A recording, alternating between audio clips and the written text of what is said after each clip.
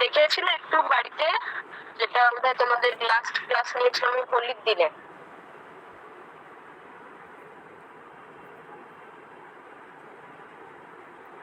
আগের ক্লাসে কি পড়িয়েছিলাম?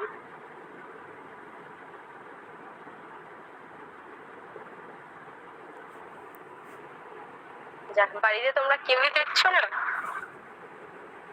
টপিকটার নাম অন্তত বলো যে আগের দিন। হ্যাঁ, সেকুলারিজম আর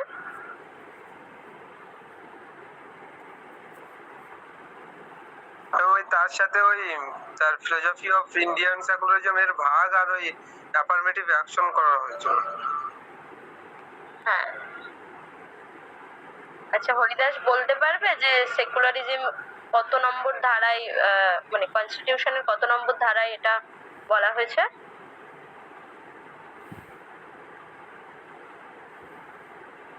ম্যাম আর্টিকেল 14, 15, 16।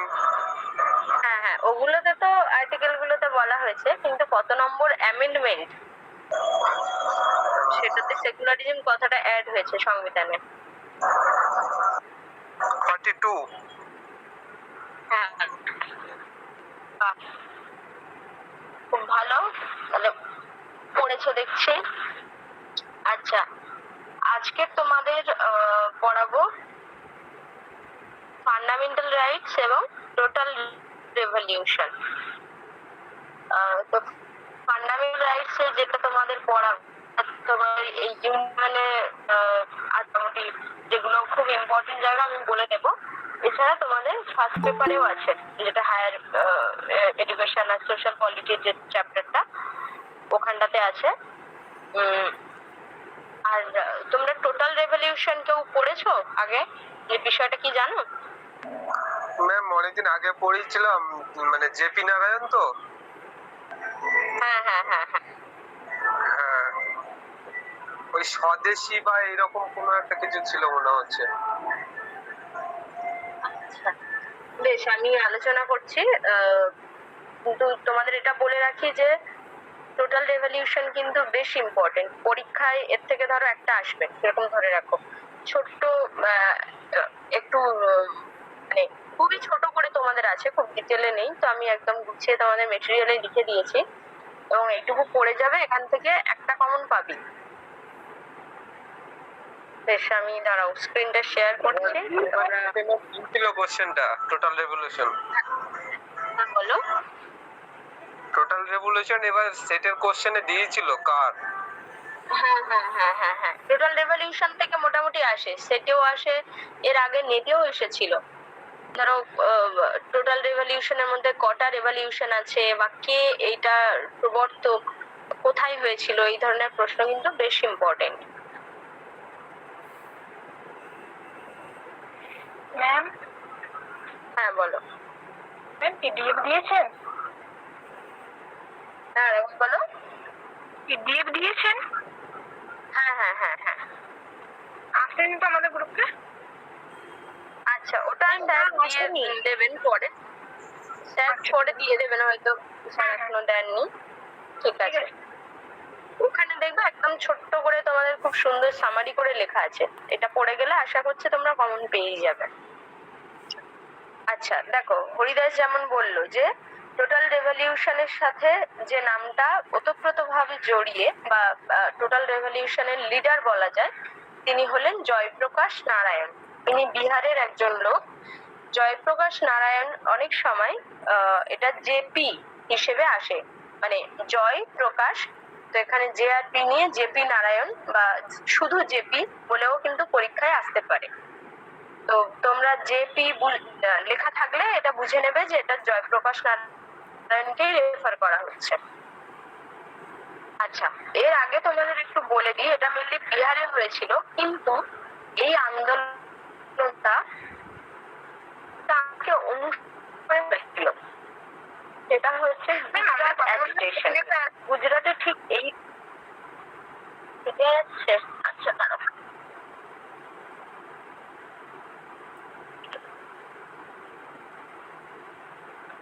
একটু ধরো তোমরা।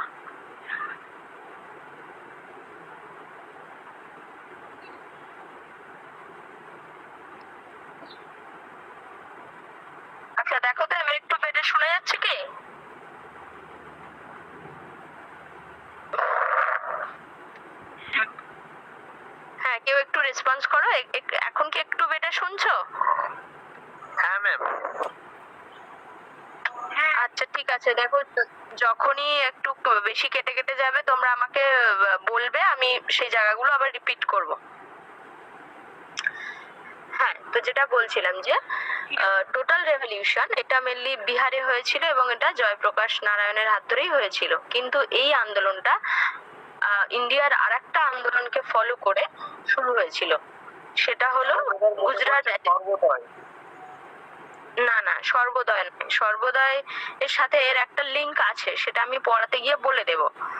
তো সর্বোদয় আন্দোলনের কনসেপ্ট মানে সেখান থেকে ইনফ্লুয়েন্স হয়ে জয়প্রকাশ নারায়ণ এই আন্দোলনটাকে লিড করেছিলেন। কিন্তু আমি যেটা বলতে চাইছি যে ঠিক এই ধরনেরই একটা আন্দোলন আগে গুজরাটে হয়েছিল, মানে এটা 1974-এ ঠিক কিছু আগে, ধরো এক বছর আগে বা এরকম কিছু, গুজরাটে একটা আন্দোলন হয়েছিল, গুজরাট অ্যাজিটেশন বলে বিখ্যাত।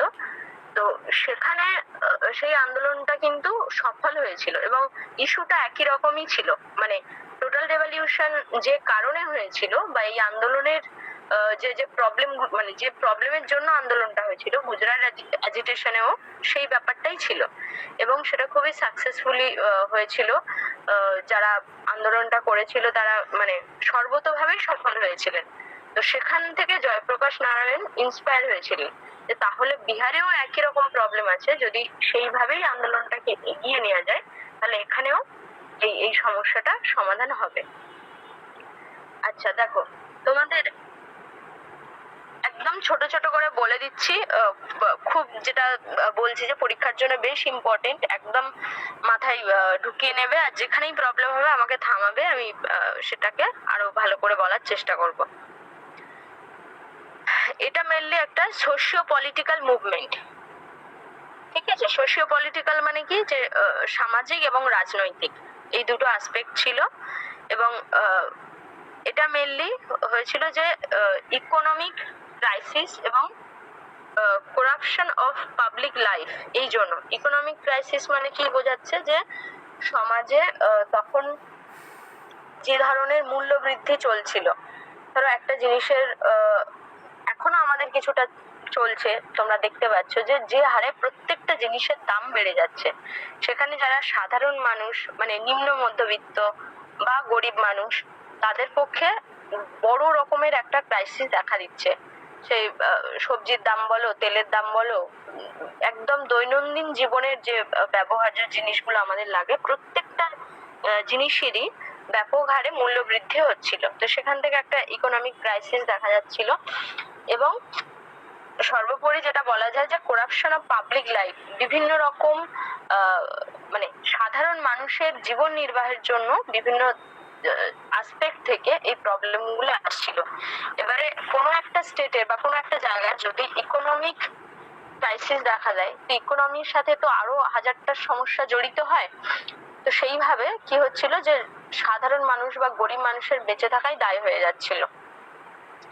তো এইটা মেনলি তোমার আন্দোলনের কারণ বলতে পারো, এবং দুটো জায়গায় সেম, গুজরাটেও এটাই ছিল এবং বিহারেও এটাই। এবারে কি হচ্ছে যে এদের গোল কি ছিল, মানে প্রথমে আমি তোমাদের বলছি যে গুজরাট অ্যাজিটেশনের ব্যাপারটা, যে সেই ওখানটাতে এই আন্দোলনের লক্ষ্য ছিল যে resignation of chief minister and dissolution of assembly. ওখানকার তৎকালীন যে সিএম ছিলেন তিনি যেন রিজাইন করেন এবং যে পরিষদগুলো আছে, আইন পরিষদ মেনলি, তো সেটার যেন উচ্ছেদ বলবো না, মানে সেটা যেন চেঞ্জ হয়, সেই সময় যারা ওই পরিষদের ক্ষমতায় ছিল তাদের কে সরানো হোক এবং পুনরায় ইলেকশনটা হোক, এইরকম একটা লক্ষ্য ছিল। যে তখন যে মিনিস্টার গুলো রাজ্যটাকে চালাচ্ছিলেন তারা ঠিকঠাক ভাবে চালাতে পারছেন না বা তাদের মধ্যে করাপশনটা বেশি চলে আসছে, সেই জন্য নতুন করে যাতে অ্যাসেম্বলি গুলো গঠিত হয় এবং নতুন চিফ মিনিস্টার আসে, সেটাই ছিল এই আন্দোলনের লক্ষ্য। এবং এই আন্দোলনের মেথড কি ছিল না, স্ট্রিট প্রোটেস্ট, মানে একদম রাস্তায় নেমে মিছিল করা, অনশন করা, স্ট্রাইক করা, এবং পরবর্তীকালে এটা আরো বড়ভাবে দাঙ্গার রূপ নেয়। যে যখন হায়ার অথরিটি মানছে না তখন সাধারণ মানুষ মানে দাঙ্গারও সৃষ্টি করে যাতে করে কিনা তাদের যে দাবিটা সেটা মানা হয়।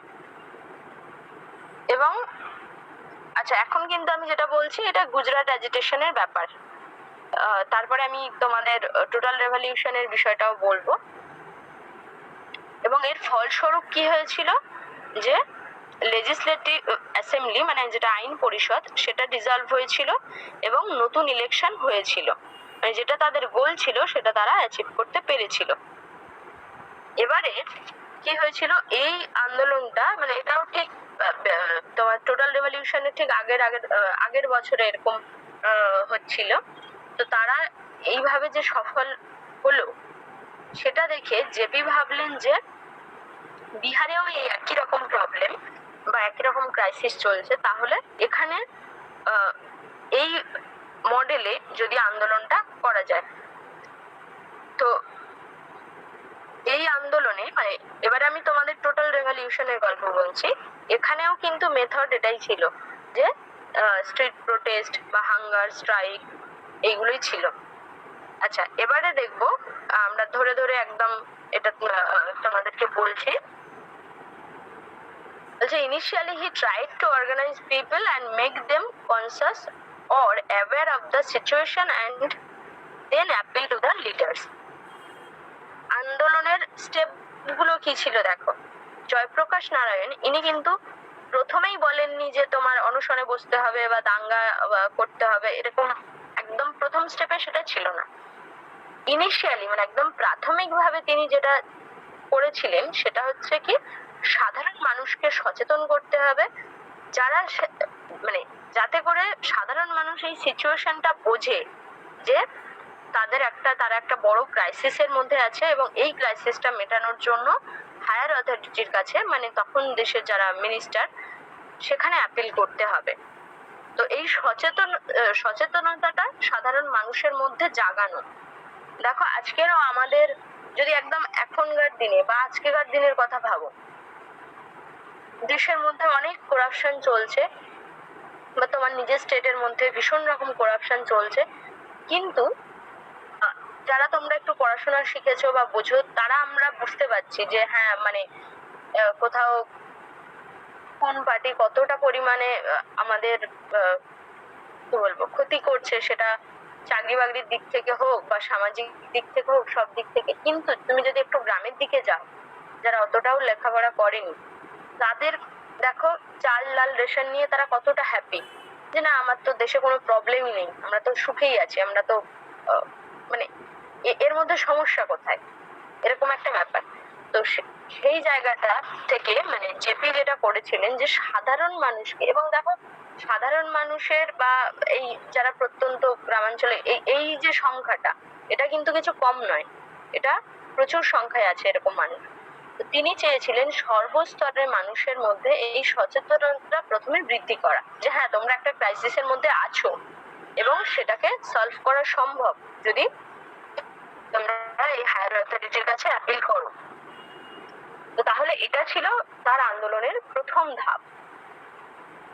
তারপরে কি হচ্ছে দেখো, but with no response he began to organise youth to save the democracy and degeneration and called his revolution as total revolution. কিন্তু দেখলো যে শুধু সাধারণ মানুষকে অ্যাওয়্যার করে কোনো কাজ হচ্ছে না বা মানুষ এটা বুঝছেও না, তখন তিনি করলেন কি যে দেশের যারা যুবক মানে শুধু ছেলেদের বোঝানো হচ্ছে এরকম না, মানে ইউথ যারা যুবক যুবতী যাই হোক যারা এরকম অল্প বয়সী ছেলেমেয়েরা, তাদেরকে তিনি এক জায়গায় করতে লাগলেন বা বোঝাতে লাগলেন, এরকম একটা সংগঠন তৈরি করতে লাগলেন যাতে করে তারা এগিয়ে আসে এবং দেশের ডেমোক্রেসিটা রক্ষা পায়। ডেমোক্রেসি বলতে কি তোমরা মোটামুটি অল্প বিস্তর জানো যে যখন দেশের গণতন্ত্রটাকে বজায় রাখার কথা হচ্ছে, মানে দেশে যারা সাধারণ নাগরিক তারা যেন সবাই সমান অধিকার পায় বা প্রত্যেকের যেন একটা ফ্রিডম থাকে, সেই জায়গাটাকে লক্ষ্য রেখে যে ইউথ শ্রেণী তাদেরকে নিয়ে তিনি এই আন্দোলনটা শুরু করলেন। The momentum to the movement came when there were agitation in Gujarat and followed in Bihar as well. যেটা তোমাদের বললাম যে এই আন্দোলনটা প্রথমে শুরু হয়েছিল গুজরাটে, তারপর সেটাকে ফলো করে বিহারে শুরু হলো। আচ্ছা, এখন তোমরা শুনতে পাচ্ছ ঠিকঠাক?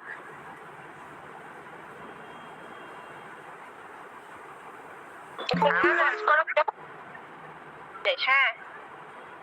আচ্ছা আচ্ছা। Jayaprakash once stated that total revolution is a combination of 7 revolution. পরীক্ষায় এগুলো আসে যে টোটাল রেভলিউশনের মধ্যে কটা রেভলিউশন আছে। তো এখানে বলা হচ্ছে দেখো 7টা রেভলিউশন। তো 7টা কি কি তোমাদের এখানে ব্লু কালিতে লিখে দেওয়া আছে। Political, social, economic, cultural, ideological or intellectual এবং এডুকেশনাল অ্যান্ড স্পিরিচুয়াল। মানে যে যার পরে কমা দেওয়া আছে সেটা একটা একটা করে ধরবে। মানে এমন নয় যে যেখানে এডুকেশনাল অ্যান্ড স্পিরিচুয়াল লেখা সেটা দুটো এরকম ভাববে না, যে একটা করে কমা নেয় সেটা একটা, এরকম ভাবে ধরবে। এবারে দেখো যে এখানে বলা হচ্ছে যে রাজনৈতিক দিক থেকে, সামাজিক দিক থেকে, অর্থনৈতিক, সাংস্কৃতিক, আদর্শগত দিক থেকে, মানে একটা স্টেট সেটা কিভাবে চলবে, তার কি আদর্শ হওয়া উচিত সেই দিক থেকে, এবং এডুকেশনাল অর স্পিরিচুয়াল দিক, এই সমস্ত দিক থেকে এই আন্দোলনটা হয়েছিল, যার জন্য এই আন্দোলনের নাম হচ্ছে টোটাল রেভলিউশন। টোটাল কথাটা এই জন্যই আসছে যে একটা মানুষের বেঁচে থাকার জন্য যতগুলো আসপেক্ট থাকে বা যতগুলো দিক থাকে সেই সমস্ত দিক থেকেই আন্দোলনটা হয়েছিল, সেই জন্য এটাকে একটা পূর্ণ আন্দোলন বা পূর্ণ বিপ্লব এটা বলা যেতে পারে। And the main motive being to bring in a change in the existing society that is in the tune with the deals of the Sarvodaya. এবারে কি বলা হচ্ছে যে এই আন্দোলনের মূল মোটিভটা কি ছিল না, যে এক্সিস্টিং সোসাইটি মানে কি, যেরকম ভাবে সমাজটা চলে আসছে বা এখন বর্তমানে সমাজটা যেরকম, সেটা তার উপরে চেঞ্জটা আনা। যে এখন কিছু ক্রাইসিসের মধ্যে আছে মানুষ বা পাবলিক লাইফ ভীষণ রকম ভাবে হ্যাম্পার হচ্ছে, তো এই রকম সোসাইটির মধ্যে পরিবর্তন আনা, সেটাই ছিল এই আন্দোলনের মূল লক্ষ্য। এবং এই আন্দোলনটা যে আদর্শ মেনে করা হয়েছিল সেটা হচ্ছে সর্বদয়া, যেটা হরিদাস বলছিলেন যে সর্বদয়ার কনসেপ্টটা আছে। তো সর্বদয়া তোমরা সবাই জানো এটা একটা খুব উন্নত মানের একটা কনসেপ্ট, যেটা কিনা গান্ধীজি দিয়েছিলেন। গান্ধীর হাত ধরে আমরা সর্বদয়ার কনসেপ্টের সাথে পরিচিত হয়েছিলাম। সর্বদয়া মানে তোমরা গান্ধী পড়তে গিয়ে আরো ডিটেলে পড়বে, যেখানে আপলিফমেন্ট অফ অল, সবার উন্নতির কথা বলা হচ্ছে সর্বদয়া কনসেপ্টের, যেটা মূল বিষয়। তো এখানেও কিন্তু টোটাল রেভলিউশনের মধ্যেও সেইটাই বলা হচ্ছে যে সমস্ত মানুষের উন্নতি এবং সব দিক থেকে। Jeffy had a very idealistic notion of society, and it is in this endeavor he shifted from Marxism to socialism and later towards Sarvodaya. যখন প্রথম জেপি আন্দোলনটা শুরু করেছিলেন, তিনি কিন্তু প্রথমে মার্কসিজমকে ফলো করেছিলেন, পরে সোশিয়ালিজমটাকে ফলো করেছিলেন, কিন্তু আলটিমেটলি তিনি দেখলেন যে এটা দিয়েও খুব ভালো কাজ হচ্ছে না, বা সেখানেও অনেক মানুষের অনেক চাহিদা বা ফ্রিডম সেটা বাদ পড়ে যাচ্ছে। তো পরবর্তীকালে তিনি সর্বদয়া কনসেপ্টে বিশ্বাসী হলেন এবং এটা দিয়েই তিনি আন্দোলনটাকে চালিয়ে নিয়ে গেছিলেন। মার্কসিজম মানে তোমরা জানো যে যেটা তোমরা কার্ল মার্কসের থিওরি পড়েছো সবাই, যেখানে মেনলি সোশ্যাল রিলেশন বা ক্লাস স্ট্রাগল নিয়ে বলা হয় যে সমাজে কোথাও উঁচু নিচু এই শ্রেণী, এই বিভাজন মানে ক্লাস ডিভিশনটা থাকবে না। আবার সোশ্যালিজমে যেটা বলা হচ্ছে কি, যে এটা মেনলি একটা পলিটিক্যাল এবং ইকোনমিক থিওরি, যেটাতে বলা হচ্ছে কি যে একটা প্রোডাক্ট, তার ডিস্ট্রিবিউশন, তার এক্সচেঞ্জ বা প্রোডাক্টটা কিভাবে উৎপন্ন হবে, এই সমস্ত একটা কমিউনিটির আন্ডারেই ঘটবে। মানে পুরো একটা দেশের যদি তুমি ইকোনমি বা তার পলিটিক্যাল অ্যাসপেক্টের দিকে তাকাও, বলছে যে একটা সেন্ট্রাল পাওয়ার যেটা থাকবে এটা পার্টিকুলার একটা কমিউনিটির উপরে, এবং সে ঠিক করবে যে সেই প্রোডাক্টের ডিস্ট্রিবিউশন, তার উৎপাদন, তার এক্সচেঞ্জ সেটা কেমন হবে, মানে কমিউনিটি অ্যাজ এ হোল সে ঠিক করবে।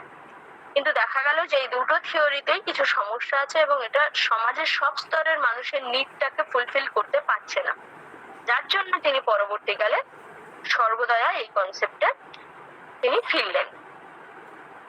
আচ্ছা, এরপরে বলা হচ্ছে, দেখো বলছে in 1974 the Bihar agitation spiraled to massive protest by the people to bring about a change in the political, social and educational system. তো তিনি এই 1974 সালে একটা ম্যাসিভ প্রোটেস্ট, মানে সারা ওই বিহার জুড়ে এই আন্দোলনটা হলো, এবং যেখানে তিনি প্রথমে চেয়েছিলেন যে 3টে জায়গায় পরিবর্তনটা আনতে। সেই 3টে জায়গা কি কি না, পলিটিক্যাল, সোশ্যাল এবং এডুকেশনাল সিস্টেম। এই 3টে জায়গাকে তিনি প্রথমে আক্রমণ করলেন, যেখানে পরিবর্তনটা হওয়া সবার আগে দরকার। At this juncture, JP announced a fourfold plan of action. বলছে এই পরিপ্রেক্ষিতে বলা যায় যে জেপি কিছু প্ল্যান বা তার যে আন্দোলনের কি বলবো পরিকল্পনা, সেটার মধ্যে কয়েকটা লেয়ার ছিল। সেই লেয়ার গুলো কি কি দেখো, বলছে that aim to paralyze the administration. তো তার আন্দোলনের প্রথম একটা লক্ষ্য ছিল যে প্রশাসনিক যে ক্ষমতা বা অ্যাডমিনিস্ট্রেশন, মানে তৎকালীন যারা প্রশাসনিক ক্ষমতাতে আছে সেই জায়গাটাকে বা সেই সিস্টেমটাকে প্যারালাইজড করা বা ভেঙে দেওয়া বলতে পারো। তারপর introduction of gram swarajya and establishing people's government. Gram swarajya কথাটার সাথে তোমরা আশা করি কম বেশি পরিচিত। গ্রাম স্বরাজ্য এটা গান্ধীর কনসেপ্ট, এবং আমি পরের লাইনে আরো ডিটেলে বলছি গ্রাম স্বরাজ্য ব্যাপারটা কি। তো তিনি প্রথমে কি করলেন যে অ্যাডমিনিস্ট্রেটিভ পাওয়ারকে বা প্রশাসনিক ক্ষমতাকে প্যারালাইজড করলেন। তারপরের তার লক্ষ্য ছিল যে গ্রাম স্বরাজ্য প্রতিষ্ঠা করা এবং পিপল গভর্নমেন্ট বা মানুষের সরকার, যেটাকে অ্যাকচুয়ালি ডেমোক্রেসি বলা হচ্ছে, যে মানুষের সরকার, সেটাকে প্রতিষ্ঠা করা। Explaining the term people's government, JP stated that it would be a small unit of democracy that at the village, panchayat or the block level, at all the 3 levels if possible. তোমরা গান্ধী পড়ে থাকলে এটা নিশ্চয়ই বুঝতে পারছো যে উনি বলছেন এই গণতন্ত্রটাকে ঠিকঠাক ভাবে মেনটেন করতে গেলে ছোট ছোট ইউনিট থেকে শুরু করতে হবে। এমন নয় যে আমরা যদি বলি যে ইন্ডিয়ার ডেমোক্রেসি বা গণতন্ত্রটাকে ঠিকভাবে পালন করা উচিত, এট এ টাইম সমগ্র ইন্ডিয়ার লোক একসাথে হয়ে তাদের স্বাধীনতার কথা বলছে বা তাদের ইকুয়াল অপরচুনিটির কথা বলছে, এরকম ভাবে কিন্তু হয় না। যেটা গান্ধী দেখিয়েছেন যে পথটা, যে এটা শুরু হয় ছোট ছোট ইউনিট থেকে। যেমন একটা জায়গার ধরো তোমরা যে যেখানে বাস করো, একটা পাড়া বলো, একটা গ্রাম বলো, এরকম তো একটা থাকে। বলা হচ্ছে যে ধরো ভিলেজ, সেটা সব থেকে ছোট একটা ইউনিট। সেই ভিলেজ কোন একটা পঞ্চায়েতের আন্ডারে, মানে ধরো 5টা পঞ্চায়েতের যেটা 5টা ভিলেজের যেটা হেড অফিস বা যে যেখান থেকে গ্রামের কাজকর্মগুলো দেখাশোনা হয়, সেটা একটা পঞ্চায়েত, গ্রাম পঞ্চায়েত। তো ভিলেজের থেকে বড় যে উপরে আছে, যে প্রশাসনিক ক্ষমতা দেখে, সেটা হচ্ছে পঞ্চায়েত। আবার অনেকগুলো পঞ্চায়েত কার আন্ডারে থাকে না, একটা ব্লকের আন্ডারে, যেটা কিনা একটা বিডিও সুপারভাইজ করে। এবং তারপরে একটা ব্লক ধরো সেটাও একটা স্টেটের আন্ডারে থাকছে। তো এইভাবে তো আস্তে আস্তে আমরা আরো বড় পরিসরে যাই। তো জেপি যেটা বলতে চাইছেন যে এরকম ছোট ছোট ইউনিট থেকেই কিন্তু ডেমোক্রেসিটা শুরু করতে হবে। একদম গ্রাসরুট লেভেল থেকে। সেখানটাতে দেখতে হবে যে মানুষ, ধর একটা পঞ্চায়েতের আন্ডারে যতগুলো ভিলেজ আছে, পঞ্চায়েতে যে পঞ্চায়েত প্রধান বা আর যারা ওখানে অ্যাডমিনিস্ট্রেটিভ ক্ষমতায় আছে, তাদের লক্ষ্য বা উদ্দেশ্য কি হওয়া উচিত না প্রত্যেকটা গ্রামের প্রত্যেকটা মানুষ তারা সমান সুযোগ সুবিধা অধিকার পাচ্ছে কিনা। তো এইভাবেই অ্যাকচুয়ালি গ্রাম স্বরাজ্য প্রতিষ্ঠা হবে। গ্রাম স্বরাজ্য মানে কি, যে একটা গ্রামে সেখানটাতে যেন তাদেরই রাজ বা তাদেরই অধিকার এই জায়গাটা থাকবে। তো সে এই তাহলে একদম ছোট্ট ইউনিট থেকে জেপি শুরু করেছিলেন।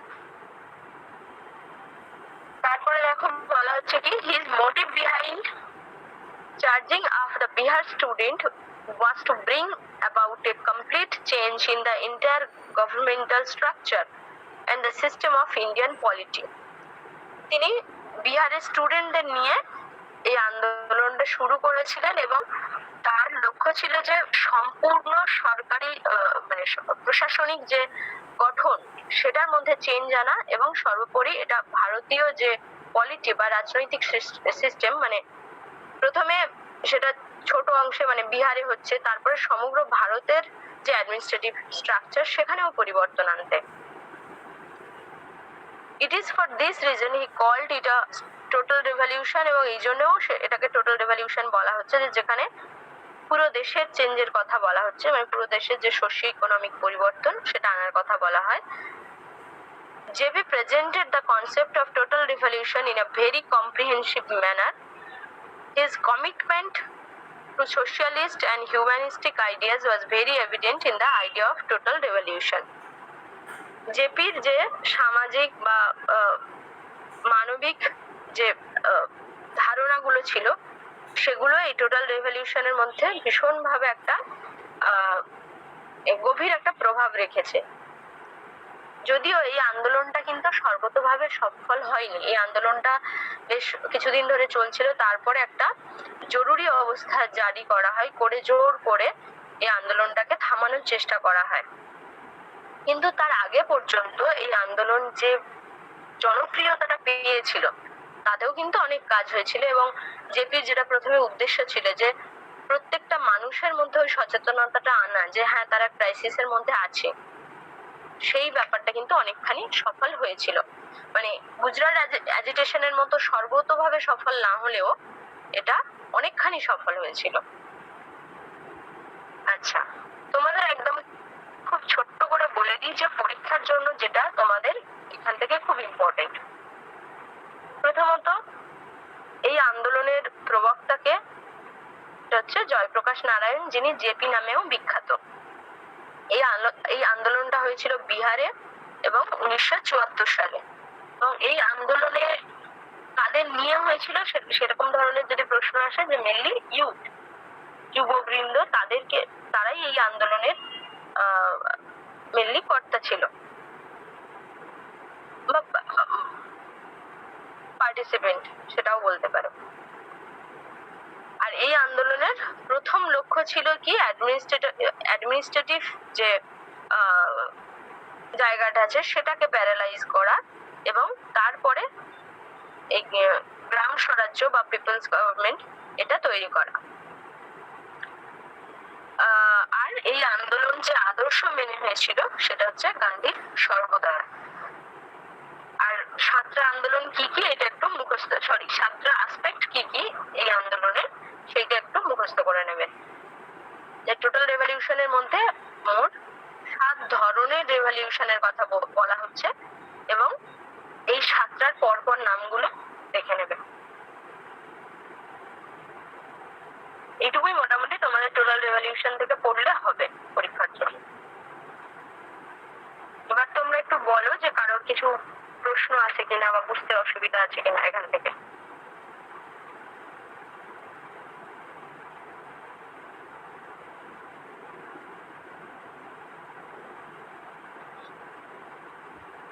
রাইট টু ইকুয়ালিটি আর্টিকেল 14 থেকে 18 এগুলো কি? এগুলো আমি পড়াইনি, এখন সবে তোমাদের টোটাল রেভলিউশন পড়িয়েছি। ও আচ্ছা। মানে যতটুকু এখনো পর্যন্ত শুনলে যে টোটাল রেভলিউশন জয়প্রকাশ নারায়ণের, এর মধ্যে কি প্রশ্ন আছে বা জিজ্ঞাসা আছে সেটা বলে ফেলো।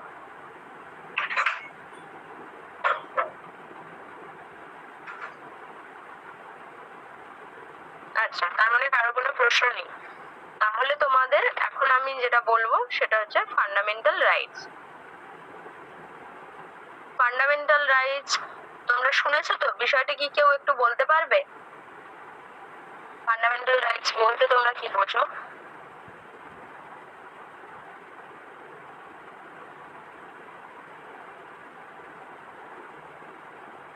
যার যা মনে হচ্ছে বলতে পারো, একটুখানি আলোচনা করে পড়লে দেখবে পড়াটা খুব মাথায় থাকে, মনে থাকবে। মৌলিক অধিকার তো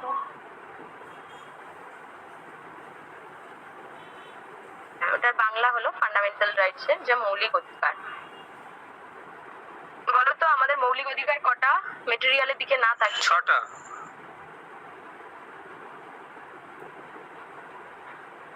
আচ্ছা, 6টার নাম ঠিক আছে, 6টার নাম আমি বলে দিচ্ছি।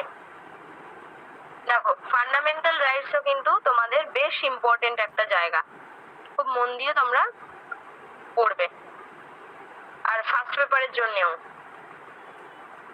তোমরা যারা এবারের সেটের কোয়েশ্চেনটা আমি বলতে পারবো না, কিন্তু ঠিক এর আগের বারের সেটের কোয়েশ্চেনটা যদি তোমরা দেখো, ওখানে কিন্তু এই কত নম্বর আর্টিকেলে কি এসেছিল, এই সেই এগুলো বেশ কোয়েশ্চেন এসেছিল, মানে 2টো বা 3টে এরকম কোয়েশ্চেন এসেছিল।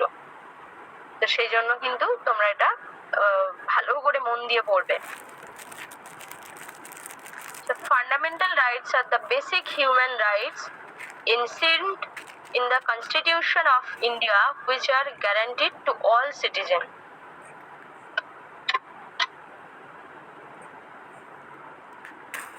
আচ্ছা, ফান্ডামেন্টাল রাইট হচ্ছে কি না বেসিক হিউম্যান রাইট, যেটা কেউ একজন বললে যে ফান্ডামেন্টাল রাইটস এর যদি আমরা বাংলা করি সেটা হয় মৌলিক অধিকার। মানে যে অধিকারটা একটা দেশের সাধারণ নাগরিকের বা একজন মানে নাগরিকের কি বলবো স্বাভাবিকভাবেই প্রাপ্য, মানে তার কোনো রকম আন্দোলন, কোনো রকম অ্যাপিল ছাড়াই তার সেই অধিকারটা থাকবে। মানে কোনো একটা দেশে একটা মানুষ জন্মালো মানে তার স্বাভাবিকভাবে যে অধিকারগুলো থাকা উচিত, সেই রকম কিছু অধিকারকে অ্যাকচুয়ালি ফান্ডামেন্টাল রাইটস হিসেবে রেফার করা হয়। এনশিয়েন্ট মানে কি বলা হচ্ছে যে মানে খুব সম্মানের সাথে, যেটা যার প্রাপ্য এরকম যদি কথাটা বলি, খুব সম্মানের সাথে সেটাকে রক্ষা করা। এবং কে রক্ষা করে না? কনস্টিটিউশন বা সংবিধান।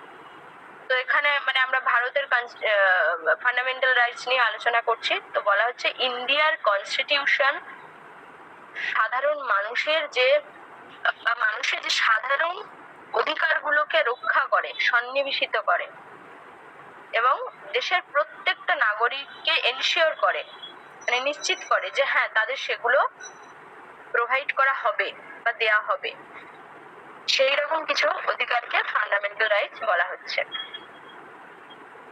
They are applied without discrimination on the basis of race, religion, gender, etc.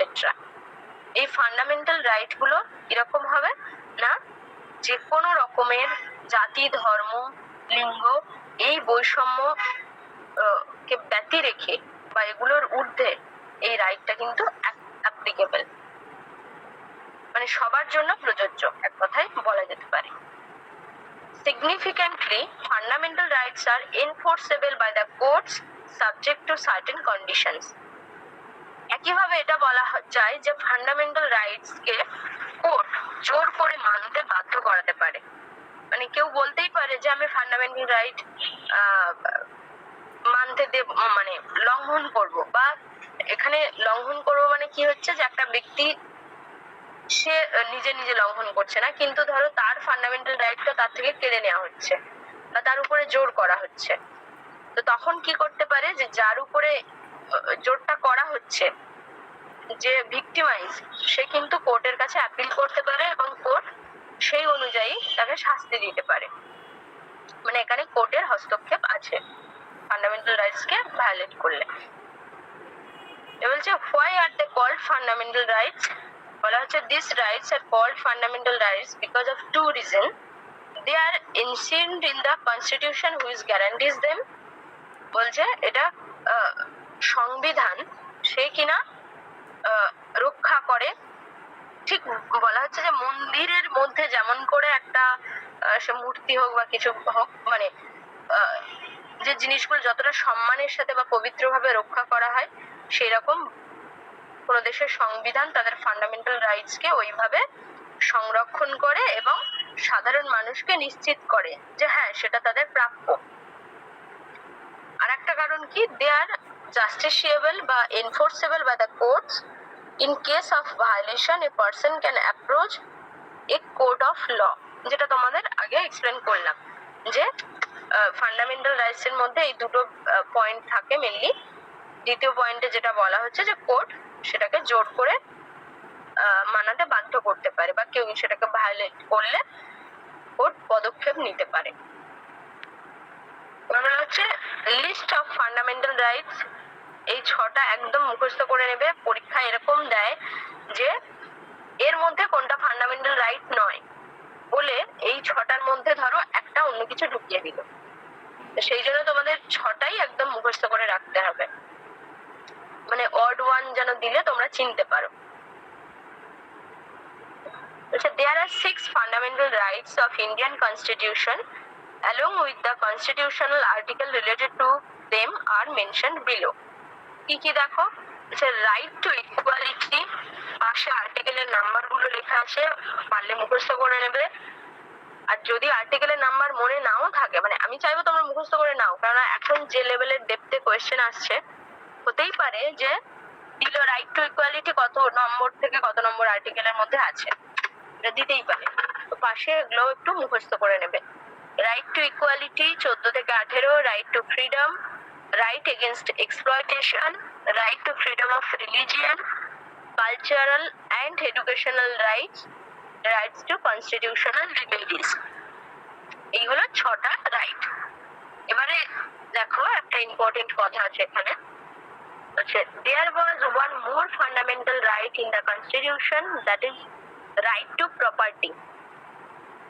পূর্বে এই 6টার পরেও আর একটা রাইট ছিল ভারতীয় সংবিধানে, সেই রাইটটা হলো রাইট টু প্রপার্টি। প্রপার্টি মানে তোমরা জানো যে সম্পত্তি বা সম্পদ, সম্পদের অধিকার। কিন্তু বলছে this right was removed from the list of fundamental rights by the 44 constitutional amendment. এটা খুব ইম্পর্টেন্ট, পরীক্ষায় আসতে পারে যে কত নম্বর অ্যামেন্ডমেন্টে রাইট টু প্রপার্টি এটাকে রিমুভ করা হয়েছে। তাহলে বলবে যে 44 নম্বর ধারায় বা কনস্টিটিউশনাল অ্যামেন্ডমেন্টে রাইট টু প্রপার্টিকে ফান্ডামেন্টাল রাইট থেকে রিমুভ করা হয়। কেন রিমুভ করা হয়েছিল? This was because this right proved to be a hindrance towards attaining the goal of socialism and redistributing wealth equitably among the people. বলছে মানুষের মধ্যে সমানভাবে সম্পত্তিকে বন্টন করা বা সমানভাবে তাদের মধ্যে ভাগ করে দেয়া, এই বিষয়টা অনেক ক্ষেত্রে বাধার সৃষ্টি করছিল এই রাইট টু প্রপার্টি, এই রাইটটা। মানে কিছু অ্যাডমিনিস্ট্রেটিভ প্রবলেম ওরকম ছিল, যার জন্য কি হচ্ছে যে ওই 7টা থেকে একটা রিমুভ করা হয় এবং বর্তমানে ফান্ডামেন্টাল রাইট বললে এই 6টা রাইটের কথা বলতে হবে। This was because this right, আচ্ছা এটা বললাম। এরপরে নোট বলে দেখো এক জায়গায় লেখা, এটাও মনে রাখবে, খুব important. The right to property is now a legal right and not a fundamental right. তাহলে রাইট টু প্রপার্টি এটা কিন্তু এখনো একটা লিগ্যাল রাইট হিসেবে গণ্য করা হয়, কিন্তু এটা ফান্ডামেন্টাল রাইট হিসেবে গণ্য করা হয় না। এবারে তোমাদের যেটা বলবো যে খুব ছোট্ট ছোট্ট করে এই 6টা রাইট এর মধ্যে কি কি আছে। এখন পরীক্ষায় দেখা যায় যে এরকমও আসে, কোনো একটা কনসেপ্ট তুলে দিল, দিয়ে বলল যে এটা কোন ফান্ডামেন্টাল রাইটের মধ্যে পড়ে। দেখবে আগে যেরকম হতো কি শুধু নামগুলো আসছে, কিন্তু এখন কত নম্বর ধারায় সেটা বলা হয়েছে এবং সেই রাইটের মধ্যে কি বলা হয়েছে সেটাও আসে। সেই জন্য আমি কি করেছি, খুব সংক্ষেপে ছোট ছোট করে লিস্ট করে তোমাদেরকে এখানটাতে একটু বলে দিয়েছি যে কোন রাইটে কি বলা হয়েছে। এবং তোমরা যদি আরেকটু ডিটেলে পড়তে চাও, তোমরা এটা তো এমনি তোমরা যে কোনো গুগলের ভালো কোনো সাইটে গিয়েই তোমরা সার্চ করে পেতে পারো। এছাড়া যাদের কাছে ধরো ইন্ডিয়ান পলিটির ভালো বই আছে, কিছু না পেলে তোমাদের নেটের বই থেকেও ভালোভাবে পড়তে পারো। এই নতুন যে আরিহান্টের বই বা ফার্স্ট পেপারের বই, ফার্স্ট পেপারে যে হারপ্রীত কৌর বা কেভিএস মদনের যে বই, সেখানেও খুব ডিটেলে এটা সুন্দর করে পেয়ে যাবে। মানে আমার মেটেরিয়ালটা একবার পড়ে নেবে, নিয়ে যার কাছে যে বইটা আছে সেটা একটু চোখ বুলিয়ে নেবে। আচ্ছা দেখো, রাইট টু ইকুয়ালিটি এখানটাতে কি বলা হচ্ছে, right to equality guarantees equal rights for everyone irrespective of religion, gender, caste, race, place of birth. মানে এই রাইটটা মানে ইকুয়ালিটি মানে কি, সমান, সবাইকে সমানভাবে দেখা, সমান সুযোগ সুবিধা পাওয়া, এবং এটা জাতি, ধর্ম, বর্ণ এবং কোথায় জন্মেছ এই সব কিছুকে উঠে রেখে প্রত্যেকটা মানুষ যাতে ইকুয়াল অপরচুনিটিস পায় সেই জায়গাটা দেখা। ইট এনশিওর ইকুয়াল এমপ্লয়মেন্ট অপরচুনিটিস। এখানে আরো একটা কথা যোগ করা হচ্ছে যে এমপ্লয়মেন্ট মানে প্রত্যেকে যেখানে কাজের সুযোগ পাবে, তাদের যে কর্মের সুযোগ সেটা যেন সমানভাবে পায়, সেটা সেই দেশের যে প্রশাসন সেটা দেখবে বা সেটা এনশিওর করবে। আর এখানটাতে বলা হচ্ছে যে this right also includes the abolition of title as well as the untouchability। আগে যেটা ছিল বা আমাদের দেখবে এই যে বর্তমানে তোমরা দেখো যে রিজার্ভেশন সিস্টেম বা কাস্ট সিস্টেম, মানে অ্যাকচুয়ালি যারা সমাজে পিছিয়ে পড়া শ্রেণী তাদেরকে সমান সুযোগ সুবিধা দেওয়ার জন্য যে রিজার্ভেশন সিস্টেমটা এখনো চালু আছে, সেটার কথাও বলা হচ্ছে যে পিছিয়ে পড়া মানুষরা যাতে সামনের দিকে এগিয়ে আসতে পারে, তো তাদের জন্য একটু বেশি করে সুযোগ সুবিধা দেয়া, এটাও পড়ে রাইট টু ইকুয়ালিটির মধ্যে। এরপরে আসছে কি রাইট টু ফ্রিডম। এক কথায় রাইট টু ইকুয়ালিটি বললে এটাই বুঝবে যে জাতি, ধর্ম, বর্ণ, কোথায় কে জন্মেছে এই সমস্ত কিছুর উঠে উঠে প্রত্যেকে যেন সমান সুযোগ পায়, বিশেষত কর্মক্ষেত্রে যেন সমান সুযোগ পায়, সেটা সেই দেশের দেশ বলবো না, সেই স্টেট বা রাজ্যের যে প্রশাসন সে যেন সেটা এনশিওর করে। এবং কোথাও এই অস্পৃশ্যতা বা আনটাচেবিলিটি বলে যেন কোনো কনসেপ্ট না থাকে, এই কনসেপ্টটার উচ্ছেদ দরকার। দ্বিতীয় পয়েন্টে বলা হচ্ছে কি রাইট টু ফ্রিডম। আর্টিকেল দেখো 19 থেকে 22। এখানটাতে ফ্রিডম মানে তোমরা জানো কি স্বাধীনতা। তো কোন কোন বিষয়ে স্বাধীনতা থাকতে হবে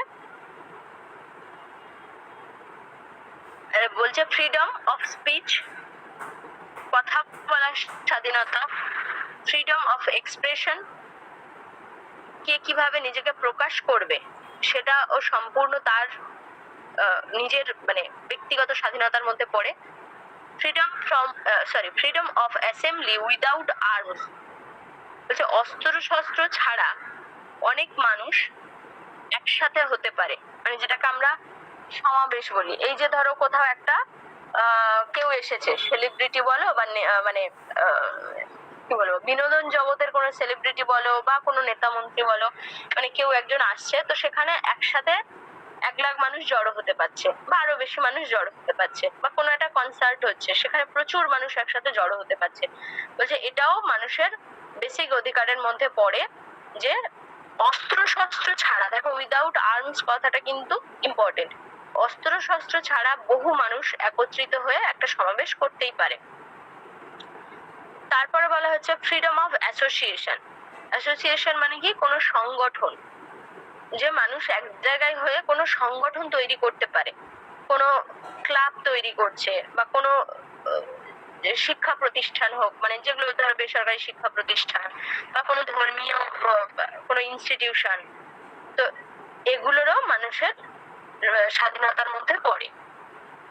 তারপরে বলা হচ্ছে freedom two practice any profession. প্রত্যেকটা মানুষের নিজস্ব স্বাধীনতা থাকবে যে সে কোন পেশাকে বেছে নেবে, মানে কেউ ডাক্তার হবে নাকি প্রফেসর হবে নাকি সিঙ্গার হবে, সেটা একদম সম্পূর্ণভাবে তার ব্যক্তিগত চয়েস হবে। তারপরে বলা হচ্ছে freedom to reside in any part of the country. একটা মানুষের তার নিজস্ব স্বাধীনতা আছে যে সে তার নিজের দেশের যে কোনো জায়গায় গিয়ে বসবাস করতে পারে নিজের দায়িত্বে, মানে অন্যকে ডিস্টার্ব না করে সে তার দেশের যে কোনো জায়গায় গিয়ে বসবাস করতে পারে। তাহলে রাইট টু ফ্রিডমের মধ্যে কিন্তু যেটা সংবিধানে বলা হচ্ছে সেখানে এই পয়েন্টগুলো আছে। আর কি বলা হচ্ছে এখানে, আরো দু লাইন বলা হচ্ছে যে some of this rights are subject to certain condition of state security, public morality and decency and friendly relation with the foreign countries.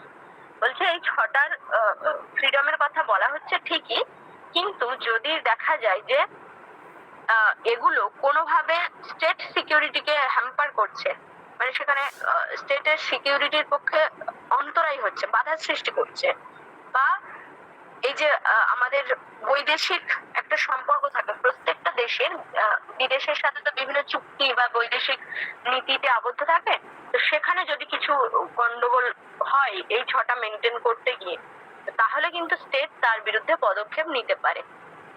মানে এই ধরো আমি একটা এক্সাম্পল দিয়ে বলছি, ফ্রিডম অফ স্পিচ, তোমাকে বলা হলো যে দেশের সাধারণ নাগরিকের কথা বলার স্বাধীনতা আছে, তাই বলে এই নয় যে তুমি তোমার হাতে টুইটার বা ইনস্টাগ্রাম আছে সেখানে তুমি যা খুশি লিখতে পারো, মানে যেটা লিখলে হয়তো তোমার দেশের সিকিউরিটি বলো বা বিভিন্ন রকম ক্ষতির শিকার হচ্ছে, বা বিভিন্ন রকম ভাবে তুমি দেশকে অবমাননা করছো, এরকম যদি কিছু বলো বা কোনো অ্যাকশন করো, তাহলে কিন্তু তোমার স্টেট তোমার বিরুদ্ধে পদক্ষেপ নিতেই পারে। ঠিক আছে, ওই জন্য বলছি যে সার্টেন কন্ডিশন, এরকম কিছু কন্ডিশন আছে যেখানে তোমার স্টেট সিকিউরিটি বা পাবলিক মরালিটি বা যেখানে তোমার ফরেন কান্ট্রিজের সাথে যে সম্পর্ক সেগুলো যদি হ্যাম্পার হয়, তাহলে স্টেট উপযুক্ত পদক্ষেপ নিতেই পারে। এরপরে বলা হচ্ছে রাইট এগেনস্ট এক্সপ্লয়টেশন। এক্সপ্লয়টেশন মানে কি, যে ব্যবহার করা, আমরা বলি না যে ও আমাকে ইউজ করছে, তো ঠিক এক্সপ্লয়টেশনের কনসেপ্টটা এরকম যে কাউকে সম্মান না দিয়ে যদি তার থেকে আমরা শুধুমাত্র সুবিধা নিই বা তাকে কাজে লাগাই, সেই বিষয়টার এগেনস্টে যে রাইট বলছে, যেমন তোমার ফোর্সফুলি কোনো লেবার বা শ্রমিককে ওরকম ভাবে তুমি কাজ করাতে পারো না, বিশেষত চিলড্রেন, মানে তোমরা সবাই এই বিষয়টা জানো যে 14 বছরের নিচে শিশুদেরকে দিয়ে কাজ করানো যাবে না, বিভিন্ন জায়গায় ফ্যাক্টরিজ হোক বা দোকানে হোক যেখানে হোক, যে শিশুদেরকে যারা 14 বছরের নিচে তাদেরকে দিয়ে ফোর্সফুলি এইভাবে কোনো কাজ করানো যাবে না। ফোর্সফুলি কেন, এমনিও তাদের কাজ করানো যাবে না। তো রাইট টু এক্সপ্লয়টেশনে সেই বিষয়গুলো বলে। এরপরে আছে কি right to freedom of religion. নামটা শুনেই বুঝতে পারছো যে আগের দিনই তোমাদেরকে পড়াচ্ছিলাম সেকুলারিজম, তো সেখানেও বলছিলাম যে বিশেষ করে ইন্ডিয়াতে, যেহেতু ইন্ডিয়ার একটা সেকুলার কান্ট্রি, তো এখানে প্রত্যেকটা মানুষের নিজের নিজের মতো করে ধর্ম পালনের স্বাধীনতা রয়েছে, এবং একে অন্যের ধর্মের প্রতি বিদ্বেষপূর্ণ মনোভাব না রেখে প্রত্যেকে প্রত্যেকের ধর্ম শান্তিপূর্ণভাবে পালন করতে পারে, সেই অধিকারটা ভারতীয় সংবিধান দেয়। আচ্ছা, এরপরে বলা হচ্ছে cultural and educational rights. Cultural and educational রাইটসে কি বলা হচ্ছে যে this right protect the rights of religious, cultural and linguistic minorities. এখানে দেখো আর একটা কথা যোগ হলো যে লিঙ্গুইস্টিক মাইনরিটিস বলতে কি বোঝাচ্ছে, যে বিভিন্ন রকমের যে ভাষাভাষীর মানুষ, মানে আজকে তুমি কলকাতায় বসে যে ভাষায় কথা বলো, একটা যদি সাঁওতাল পরগনায় যাও তাহলে কিন্তু দেখবে তোমার ভাষা মানে সেখানে ভাষাটা পুরো অন্য রকম। তো এটা এইভাবে ট্রিট করার কোনো কারণ নেই যে কলকাতার ভাষা খুব উন্নত এবং একজন যে সাঁওতাল ভাষায় কথা বলছে বা যে কোনো গ্রামের যে আঞ্চলিক ভাষায় কথা বলছে তাদেরকে ছোট চোখে দেখতে হবে বা নিচু চোখে দেখতে হবে, এরকমটা কিন্তু নয়। প্রত্যেকের ওই তাদের যে ভাষাগত অধিকার সেটাকে সম্মান দিতে হবে এবং প্রত্যেকটা দেশের ধর্ম, তাদের সংস্কৃতি বা দেশ বলবো না, প্রত্যেকটা জায়গার যে ধর্ম, সংস্কৃতি, তাদের ল্যাঙ্গুয়েজ, এই সবটাকে তাদের নিজের মতো করে পালন করার এবং প্রোটেক্ট করার অধিকার আছে। এবং প্রত্যেকটা জায়গার মানুষরা তাদের নিজস্ব যে হেরিটেজ মানে তাদের যে ঐতিহ্য বা কালচার সেটাকে তারা এগিয়ে নিয়ে যেতে পারে বা রক্ষা করতে পারে, সেই অধিকারটা সংবিধান দেয়।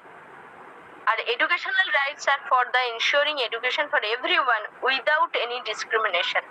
এডুকেশনাল রাইটসে কি বলা হচ্ছে যে প্রত্যেকটা মানুষ মানে প্রত্যেকটা মানুষের শিক্ষার অধিকার আছে এবং কোনো রকম ভেদ ছাড়াই মানে তার জাতি, ধর্ম, লিঙ্গ কোনো রকম বৈষম্য ছাড়াই প্রত্যেকের শিক্ষার সমান সুযোগ পাবে।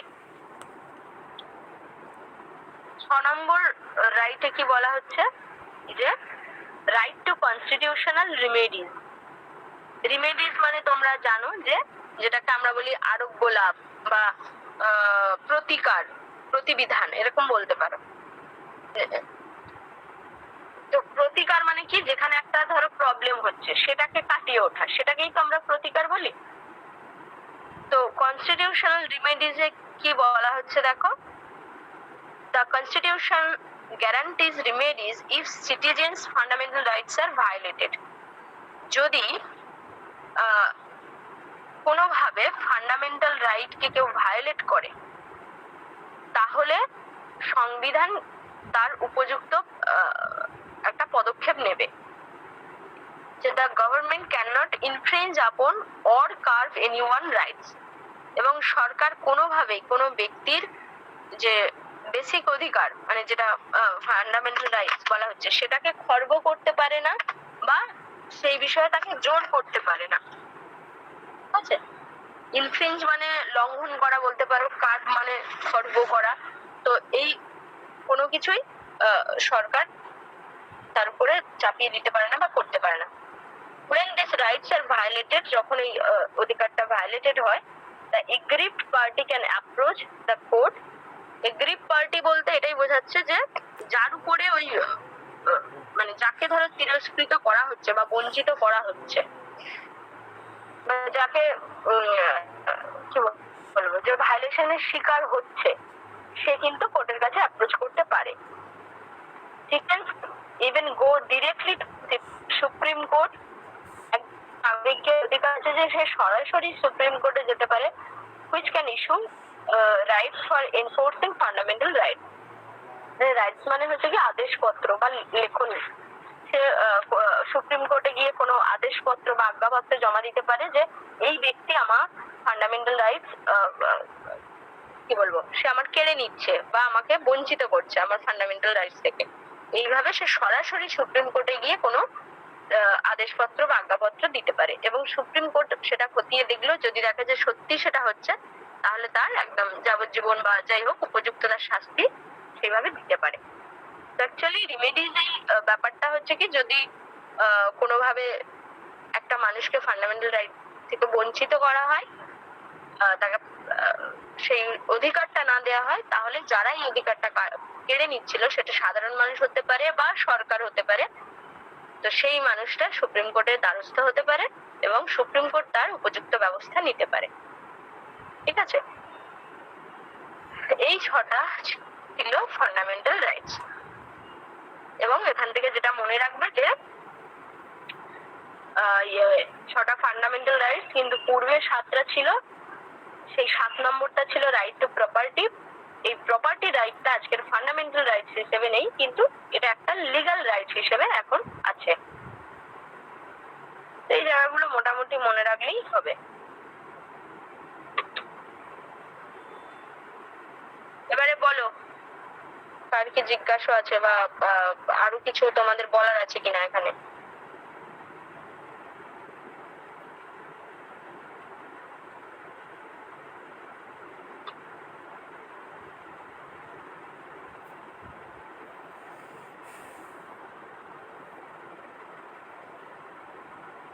পড়া বুঝেছো? হ্যাঁ ম্যাম বুঝেছি। আচ্ছা, এই যে শ্রীময়ী, পম্পা, তোমরা একটু বলো বুঝেছো পড়া? হ্যাঁ ম্যাম। বেশ। রিঙ্কি? হ্যাঁ ম্যাম, বুঝতে পেরেছি। বেশ, জিজ্ঞেস করলে বলতে পারবে?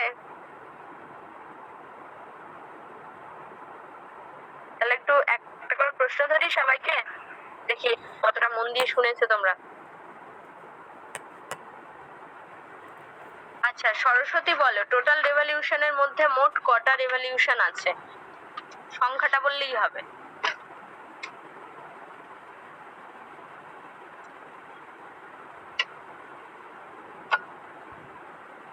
সরস্বতী, তুমি শুনতে পাচ্ছ? হ্যাঁ ম্যাম, হ্যাঁ, বলছে যে টোটাল রেভলিউশনের মধ্যে মোট কটা রেভলিউশন আছে? 6। মন দিয়ে প্রশ্নটা শোনো। টোটাল রেভলিউশনের মধ্যে কটা রেভলিউশনের কথা আমি বললাম, যে সেখানে মোট কতগুলো অ্যাসপেক্ট থেকে রেভলিউশনের কথা বলা হয়েছে?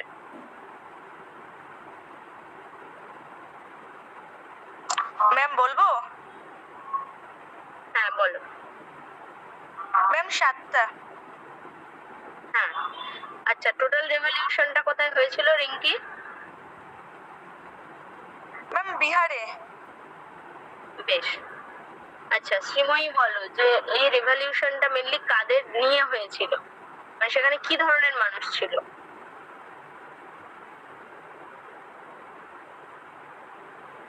শ্রীময়ী?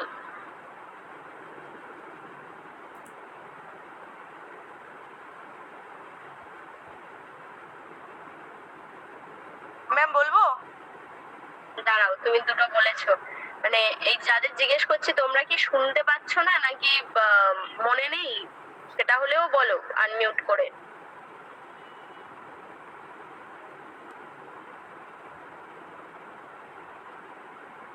পম্পা বলতে পারবে?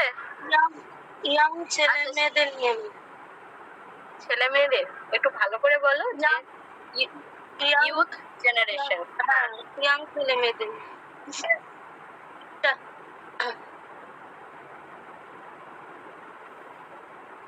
আচ্ছা, পম্পা বলো যে টোটাল রেভলিউশনের মধ্যে মানে ঠিক কি ধরনের ক্রাইসিস ছিল যার জন্য এই আন্দোলনটা হলো?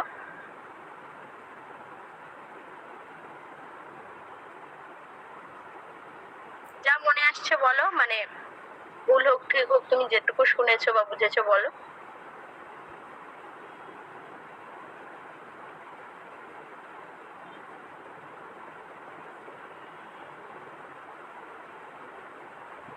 হরিদাস বলতে পারবে?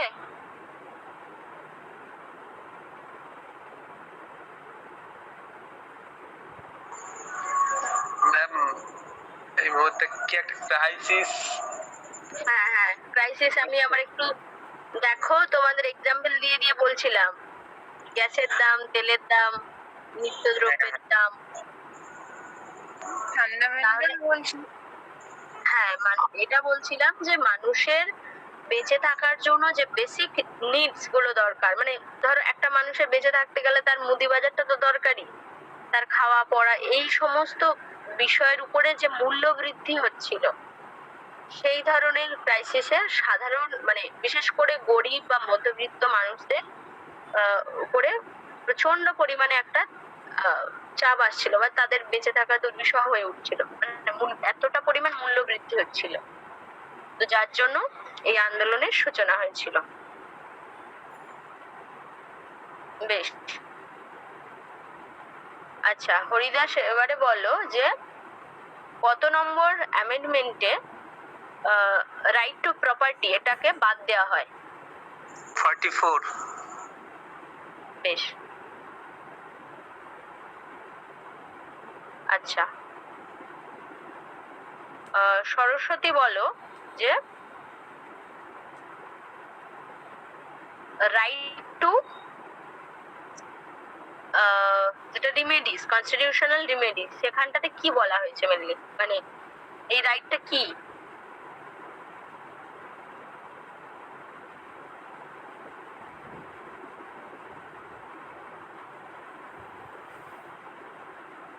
ম্যাম খেয়াল পড়ছে না।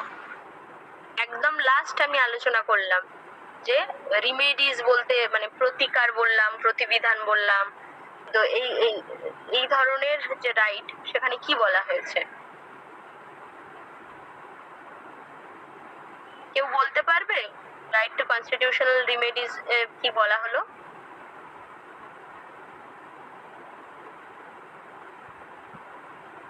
বলো, যে কেউ যার মনে আসছে বলো।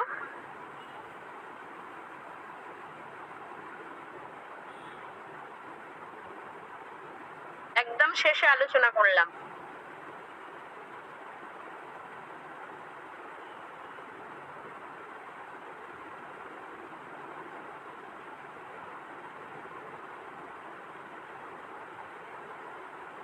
রিঙ্কি, তোমার মনে পড়ছে?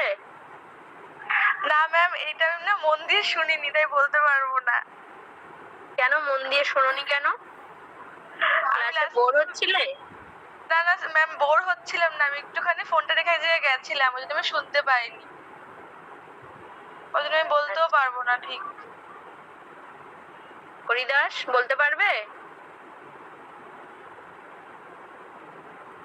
ম্যাম ওই সেম প্রবলেম, রান্না করছি তো অসুবিধা, একটু লাস্টের দিকে কনসেন্ট্রেট হয়েছে। বাহ, এটা তো তোমাদের খুব ভালো, মানে তোমাদের এই 1 ঘন্টা 5 মিনিট বা 1 ঘন্টা 10 মিনিটের ক্লাসে তোমাদের এই কাজকর্মগুলো একটু করে মানে বলতে আমার বিএড এর পরীক্ষা চলছে, এবার আমি পরীক্ষা দিয়ে ঘরে এসেছি একটু আগে, এসে তখন ক্লাস শুরু করেছি, তারপরে রান্না বসিয়েছি, না হলে রাত্রে খাবো কি। আচ্ছা, এমনি সেটা শুনেছি, বুঝলাম। ক্লাসটা শুনেছি, লাস্টের দিকে একটু তোমরা যেটা করবে, যদি দেখো যে খুব এমার্জেন্সি কিছু এসে গেছে বা কিছু, কিন্তু এইভাবে ছেড়ে দেবে না, মানে পরে অ্যাটলিস্ট তোমরা ওই রেকর্ডটা শুনে নেবে, তোমরা তো রেকর্ডটা পেয়েই যাও, তো সেটা কিন্তু ইয়ে করবে। এবার দেখা গেল তুমি খুব মন দিয়ে শুনলে, ঠিক এই রাইটটাই পরীক্ষায় এলো হতে পারে।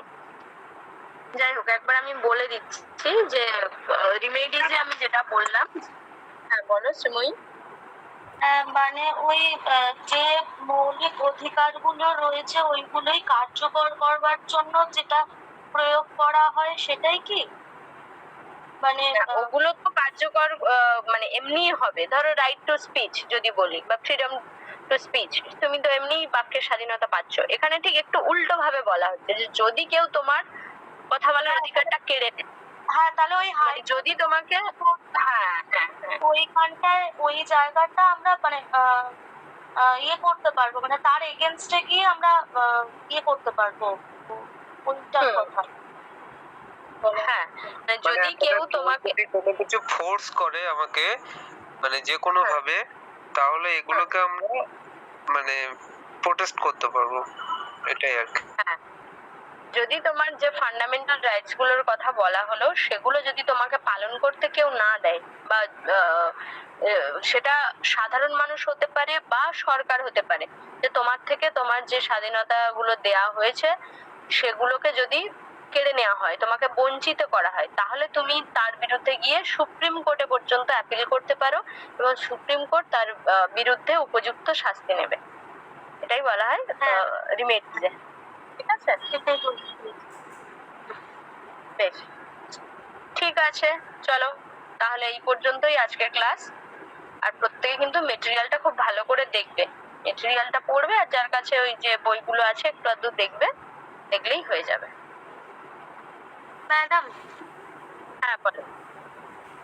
একটা না কোশ্চেন আছে, জানি না সেটা ঠিকঠাক ভাবে যাবে কিনা। আমাদের মৌলিক অধিকার মানে ফান্ডামেন্টাল রাইটের তো ইকুয়ালিটির কথা বলা হয়, সাম্যের অধিকারের কথা বলা হচ্ছে। হ্যাঁ, তো সাম্যের অধিকার বলতে তো সমস্ত দিক থেকে সাম্যের অধিকার, তো হ্যাঁ, হ্যাঁ, প্রশ্নটা হলো এটাই যে আমরা এখন মানে সেটা খুব ভালোভাবে টের পাচ্ছি। এই যেমন নেটেরই পরীক্ষায় যখন ওই একটা কাস্ট সিস্টেমের কথা চলে আসছে, মানে সিস্টেমেটিক্যালি একটা যে জায়গাটা চলে আসছে, জানি সেটা আম্বেদকর 10 বছরের জন্য একটা ইয়ে করবার জন্য করেছিল, যারা মানে গোষ্ঠী আছে তাদেরকে তোলার জন্য করেছিল। আজকের দিনে দাঁড়িয়ে তো তার মানে তাহলে সাম্যের যে অধিকারটা, তো সেটা তো সব মানে মানে হচ্ছেই তো না। তাহলে এটা কি মানে সংবিধানের বিরুদ্ধাচরণ নয়? হ্যাঁ, প্রশ্নটা তুমি ভালোই করেছো এবং দেখবে এটা আমাদের অনেক মানুষের মনেই এই ক্ষোভটা কম বেশি আছে, বিশেষ করে আমরা যারা এই হায়ার এডুকেশনে মানে করছি, পড়াশোনাটা করছি, তাদের অনেকেরই এটা মনে হয়। এর পেছনে না অনেক রকম যুক্তি আছে। একটা যুক্তি তোমাকে বলি। প্রথমত, আজও ধরো আমি কোন রকম কাউকে, কোনো জাতিকে বা কোনো রকম সম্প্রদায়কে হার্ট করে কথাটা বলছি না, আমি জাস্ট তোমার প্রশ্নের উত্তরে এর একটা ব্যাখ্যা দিচ্ছি। এরকম একটা কনসেপ্ট আছে যে ধরো যারা এসটি সম্প্রদায় কিছু, তাদের এই হায়ার এডুকেশন পর্যন্ত উঠে আসাটাই প্রচন্ড কষ্টকর। তারা এখনো পর্যন্ত যেখানে থাকে বা যেভাবে তারা সুযোগ সুবিধাগুলো পায়, সেটা কিন্তু এই সাধারণ মানে সোকল জেনারেল কাস্ট বা সেই এদের থেকে কিন্তু অনেকটা কম। তো সেই জন্য বলা হচ্ছে যে তারা এতটা পরিমাণে এখনো বঞ্চিত হয়, সেখান থেকে তাদেরকে যদি একটু বেশি সুযোগ সুবিধা না দেওয়া হয়, তাহলে তারা এতদূর আসতেই পারবে না, বা এতদূর এলেও তারা সার্ভাইভ করতে পারবে না অন্যদের সাথে। তাই তাদের দেওয়া হয়। এটা একটা কি বলবো, এই ধরনের ব্যাখ্যা চলে, কিন্তু আসল গল্পটা হচ্ছে পলিটিক্যাল ইস্যু। এখন অনেক বেশি মানে আদর্শ বা কি হওয়া উচিত, সত্যি কি সেই ইকুয়ালিটিটা মেনটেন হয়, সেটার থেকেও বড় ব্যাপার হচ্ছে ভোট ব্যাংক। যে কিভাবে একটা সরকার থাকবে, সে কোথায় কোথায় কতটা ইনভেস্ট করলে কতটা ভোট পাবে, এই বিষয়গুলো কিন্তু এর সাথে জড়িত। আজকের আমি ধরো এসটিদের কথা ছেড়েই দিলাম, কিন্তু যারা ধরো ওবিসি আছে বা এসসি আছে, তারা দেখা যায় যে অনেক জেনারেল কাস্টের থেকে অনেক ভালো অবস্থায় আছে, তারা সামাজিক বলো অর্থনৈতিক বলো অনেক উঁচু পজিশনে আছে, কিন্তু তবুও কোথাও জেনারেলদের থেকে বেশি সুযোগ সুবিধা পেয়ে যাচ্ছে। এটা হচ্ছে, সেটা তুমিও দেখতে পাচ্ছ, আমিও দেখতে পাচ্ছি। কিন্তু এই সিস্টেমটাকে পরিবর্তন না করার পেছনে ভীষণ রকম ভাবে একটা রাজনৈতিক প্ল্যান আছে। করলে অনেক রকমের মানে সমস্যার সম্মুখীন হতে হবে। তো জানি না, তবে এগুলো নিয়ে যে মানে কথা ওঠে না বা মানে আন্দোলনগুলো হয় না এমনটা নয়, রীতিমতো হচ্ছে এবং অনেক জায়গায় হয়। তাহলে ম্যাম কিন্তু এইটা যেটা বলা হলো, ধরো সংবিধানে যেটা বলা হয়েছে যে সবার সমান অধিকার বা সাম্যের অধিকার, প্রথমত এই এই এই অধিকারগুলোর কথা বহু পূর্বে এগুলো বলা হয়েছে, তখন হয়তো এগুলো দরকার ছিল, কিন্তু এখন সেটার যে পরিবর্তনের দরকার আছে, সেই জায়গাটা তুমি একটা বলতে পারো যে মানে একটা ল্যাকিং বা আমাদের একটা দুর্ভাগ্য, এটা বলতে পারো যে এই জায়গাগুলো পরে মানে অন্য অন্য দেশের যেটা হয়, দেশের পরিবেশ পরিস্থিতি অনুযায়ী কিন্তু এগুলো চেঞ্জ হয়।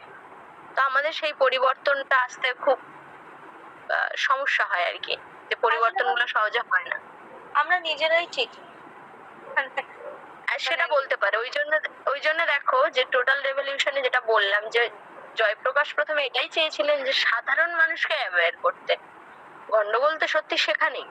তো সাধারণ মানুষ যদি খুব বেশি করে অ্যাওয়্যার হয় এবং এই সুযোগ সুবিধাগুলো নিয়ে কথা বলে, যে হ্যাঁ একটা সময় এগুলোর ভীষণ রকম দরকার ছিল, এখন হয়তো সেটা একটু রিল্যাক্সেশন করাই যায়, যে এতটা ডিসক্রিমিনেশনটা হয়তো ঠিক নয়, কিন্তু সেই বিষয়টা কিন্তু আন্দোলন হিসেবে ব্যাপক ক্ষেত্রে উঠে আসে না। সেটা কিছু কলেজ ইউনিভার্সিটি স্টুডেন্টরা করছে এখন, কিন্তু এটা ব্যাপকভাবে উঠে আসে না। তো ওই আর কি, দেখা যাক এই বিষয়গুলো নিয়ে। মানে তবে তোমাদের আজকের পড়ানোর মধ্যে আমি যেটুকু বলতে চাইলাম, যে যেটা অ্যাকচুয়ালি সংবিধানে আছে বা মানে এগুলো যেটা চলে আসছে, এরকম একটা কনসেপ্ট বা এরকম একটা আদর্শের কথা সংবিধানে বলা আছে। এবারে তার অ্যাপ্লাইড দিকগুলোতে বর্তমান পরিস্থিতি দাঁড়িয়ে তুমি যেটা বললে এই প্রবলেম গুলো তো আছেই, সেটা আমরা সবাই দেখতে পাচ্ছি। হ্যাঁ ম্যাম। সেটাই। ঠিক আছে ম্যাম। হ্যাঁ, এটা কি বলতো, যারা এই প্রশাসনিক ক্ষমতাতে আছে সেরকম মানুষ যদি তারা মানে এগুলোকে পরিবর্তন না ঘটায়, তাহলে মানে খুব মুশকিল। মানে তোমার আমার ভেবে তো আর মানে আমরা কিছু করতে পারবো না। তাই। হ্যাঁ ঠিক যাই আছে হোক, ঠিক আছে, চলো আজকের এই পর্যন্তই। ঠিক আছে, তোমরা লেফট হতে পারো। ঠিক আছে ম্যাম, ধন্যবাদ। হ্যাঁ হ্যাঁ, ঠিক আছে।